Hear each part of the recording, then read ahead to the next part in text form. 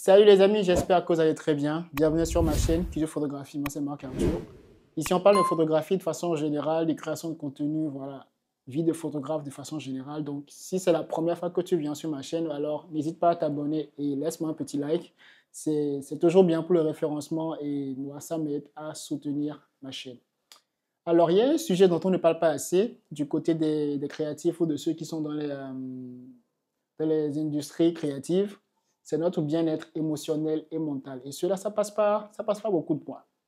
Ce que je veux dire par là, c'est au-delà du fait qu'on travaille avec la passion, qu'on travaille en étant entouré et qu'on travaille voilà, un peu partout en bougeant, c'est-à-dire tout ce que les gens voient et pensent en fait que le métier de photographe, bon, je vais parler du côté photographie, pensent que le métier de photographe en fait se limite à juste voyager, appuyer sur un bouton, faire des photos, mais non, c'est pas ça, c'est bien plus complexe que ça. Et justement, j'étais en train de réfléchir hier soir par rapport à pas mal de choses que j'ai vues, que j'ai remarquées. Et j'ai décidé en fait de partager ça avec vous, enfin, pour ceux qui vont se lancer dans la photographie dans quelques années, parce que ça va vraiment être très important pour vous. Si je vous en parle maintenant, vous allez penser que c'est quoi ce bruit-là?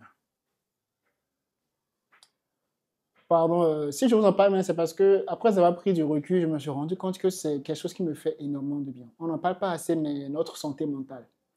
Vous savez, lorsqu'on est créatif, de façon générale, on a une affection particulière, on est particulièrement attaché à ce qu'on fait. On a voilà, une sorte de connexion, une sorte de lien émotionnel dont on a du mal un peu à se détacher. Ce qui fait que parfois on a du mal aussi à gérer tout le côté business et autres.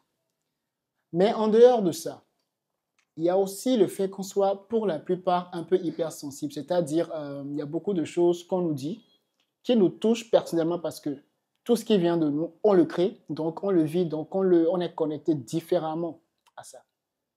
Et donc par rapport à ça, vous savez, lorsque vous rencontrez des clients, il y a différents types de clients. Il y a ceux qui comprennent le domaine dans lequel vous êtes, il y a ceux qui savent que ce que vous faites, c'est un métier, et il y a ceux qui font semblant de ne pas voir. C'est-à-dire, ils sont dans leur monde, ils se disent, allez, normalement, ça doit être comme ceci et pas comme cela.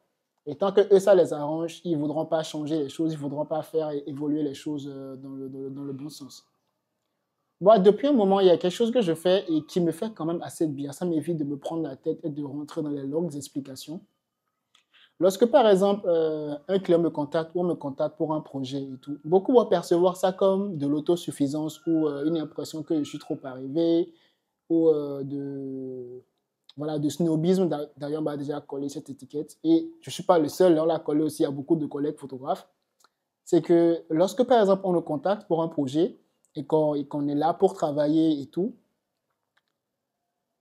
beaucoup pensent en fait qu'on est fermé au fait de collaborer ou bien qu'on est fermé au fait allez, de faire de bons prix et de faire des réductions et autres, mais c'est pas ça. En toute chose, moi, mes parents m'ont toujours dit en fait qu'en toute chose, en fait, qui avait la manière. D'accord?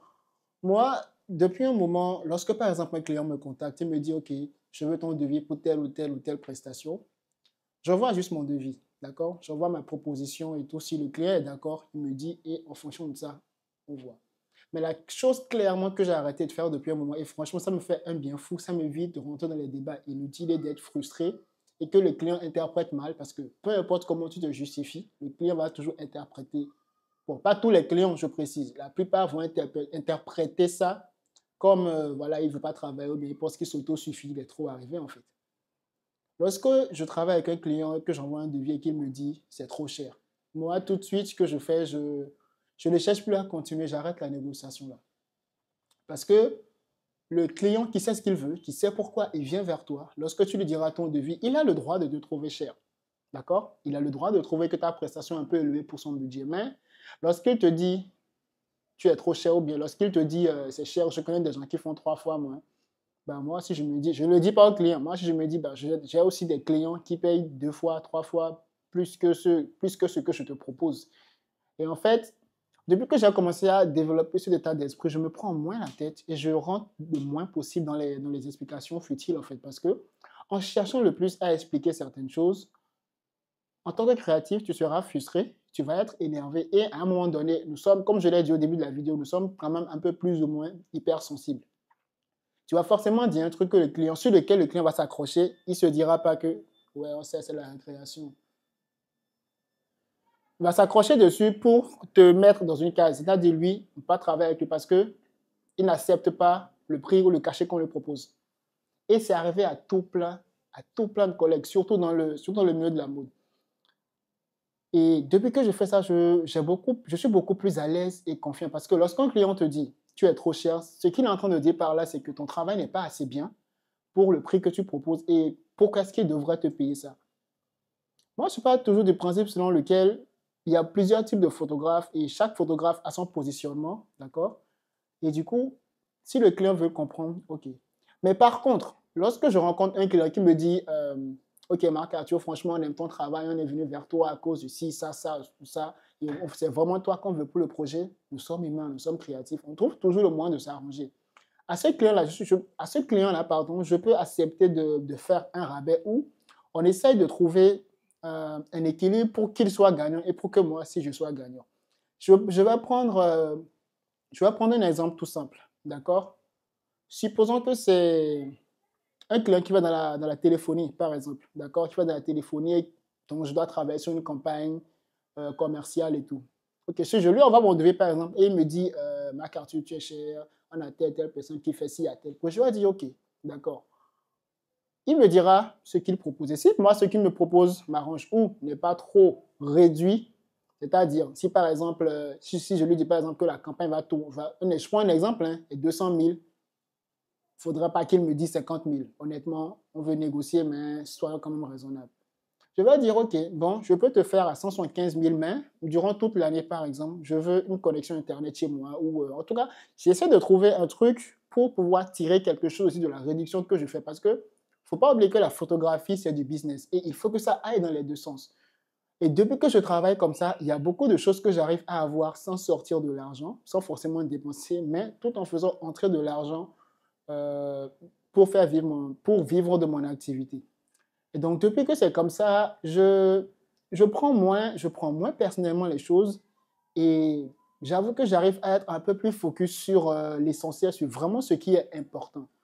Donc, si tu regardes cette vidéo et que tu comptes te lancer dans la photographie ou dans les industries créatives, crois-moi, tu rencontreras tout plein de clients avec différents styles de négociation, différents mindsets et tout. Mais lorsque tu trouves le client qui est pour toi, crois-moi, tu vas travailler, il sera content, tu seras content. Et souvent de là, de bonnes collaborations dans le futur naissent et de bonnes amitiés naissent dans le futur.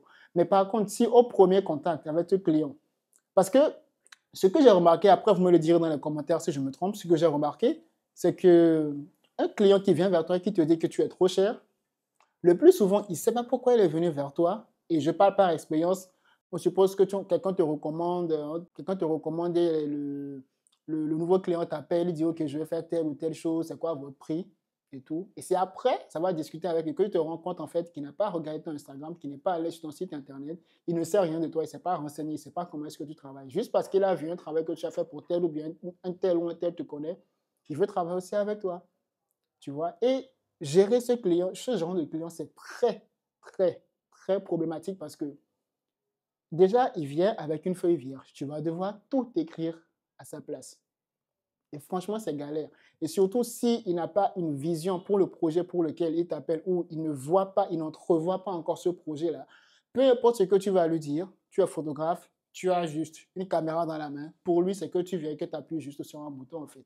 Ou euh, selon le secteur créatif ou le pôle créatif dans lequel tu es, il va te voir juste comme quelqu'un qui vient, qui appuie sur un bouton à qui, voilà. Donc, ce que j'allais dire, c'est que, et aussi, il faut faire attention lorsque vous faites vos réductions de prix parce que j'avais travaillé avec quelqu'un de par le passé, je ne dirais pas le nom, en Afrique, ou en tout cas, c'est en Afrique quand même. Je lui avais fait un prix, d'accord? Mais ça, c'était à mes débuts. Donc, après, je suis allé, j'ai voyagé, j'ai revu cette personne-là en Europe et tout. Et cette personne, elle me demandait, alors, combien est-ce que tu peux me faire le prix et tout? Je lui dis mon devis, je lui dis mon prix et tout. Et la personne me répond, je connais quelqu'un qui est confirmé ici et qui me fait 3 fois moins cher. Moi, j'ai dit, OK, d'accord, il n'y a pas de souci, ce sera juste pas pour cette fois. C'est tout. Mais cette réponse ou bien le fait que je n'ai pas voulu faire une réduction au-delà parce que faut pas oublier l'aspect selon lequel voyager, ça a un coût. il faut un visa, il faut prendre un billet d'avion, il faut se gérer sur place, il faut faire vivre l'activité d'une façon ou d'une autre. À un moment donné, tu vas privilégier en fait ta paix et profiter de la vie et profiter pour apprendre de nouvelles choses. Donc, j'arrive à prendre ces choses avec un peu plus de recul maintenant parce que, en fait, j'ai appris à dire non. J'ai appris à dire non. Et honnêtement, jusque-là, j'ai pas de problème. Je continue d'avoir des clients avec qui je travaille, avec qui c'est formidable, c'est agréable. On travaille sur tout plein de projets. On a encore on a encore pas mal de projets qui arrivent. Et du coup, voilà. C'est pas que les créatifs, on n'est pas ouvert, c'est pas qu'on n'a pas envie de négocier avec vous et tout, mais en toute chose, comme on le dit, il y a la manière. Et comme je l'avais dit dans un précédent post sur mon profil Facebook, on veut vivre de notre art, on veut vivre de ce qu'on fait, mais en fait, pas à n'importe quel prix, en fait. Pas à n'importe quel prix. On ne va pas brader le travail. Si certains bradent le travail que les prix arrangent, c'est leur choix, c'est leur positionnement. Mais tous les photographes ne sont pas obligés de... C'est quoi ce bruit-là? Je vais abréger, ça va être la fin de la vidéo. Mais tout le monde n'est pas obligé de faire un prix ou de travailler selon vous, ce qui vous arrange. Parce que chaque professionnel a un process. Et si tu regardes cette vidéo, prends l'habitude dès le début de mettre des garde-fous lorsque tu négocies ou que tu fais tes deals. C'était moi. On se dit à très bientôt pour une prochaine vidéo. Ciao les pépites. Et surtout, n'oublie pas de t'abonner. Hein. J'ai vu que tu as regardé la vidéo, mais tu t'es pas abonné. Abonne-toi et laisse-moi un petit commentaire. On se dit à très bientôt. Ciao.